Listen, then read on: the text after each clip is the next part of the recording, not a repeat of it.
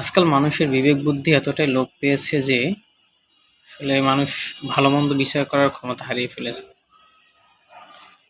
আজকে জামাতে আমির জনাব শফিকুর রহমান যখন বক্তব্য দিতে দিতে স্টেজে অসুস্থ হয়ে পড়ে, এটা যখন সোশ্যাল মিডিয়ায় পাবলিশড হয়, বিভিন্ন মানুষ বিভিন্ন রকমের কমেন্ট করা শুরু করে।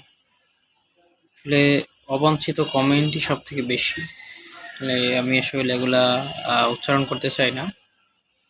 আসলে আমরা আসলে কতটা জঘন্যতম পর্যায়ে পৌঁছে গেছি যে একটা মানুষ অসুস্থ হয়েছে এবং তাকে নিয়ে যেইভাবে কথাবার্তা বলতেছে, এটা আসলে মেনে নেওয়ার মতো না।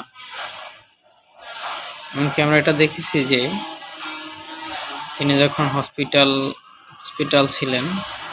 আছেন, তখন বিএনপির উচ্চ পর্যায়ের কয়েকজন নেতা তার সাথে সাক্ষাৎ করেছে। কিন্তু যারা এসব কথা বলতেছে তারাও হয়তোবা আবার ওই বিএনপিরই সমর্থক, বিএনপিরই নেতাকর্মী। তো একটা মানুষের নামে বিভিন্ন ধরনের কথা, এটা আসলে বলা কতটা যৌক্তিক এবং কতটা বুঝে শুনে মানুষ কথা বলতেছে, এটা আমার বোধগম্য নয়। তা আমাদের সবারই উচিত নিজের বিবেকটাকে কাজে লাগানো এবং কোথায় কী ধরনের কথা বলা উচিত, আসলে কী রকমের সমালোচনা করা উচিত, সেটাও আসলে বোঝা দরকার।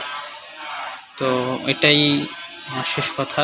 মানুষের বিবেকবোধ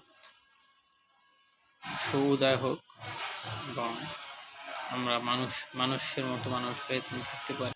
সকলের উচিত নিজের বিবেকটাকে কাজে লাগানো এবং সে অনুযায়ী কাজ করা। আল্লাহ সবাইকে হেদায়েত দান করুন।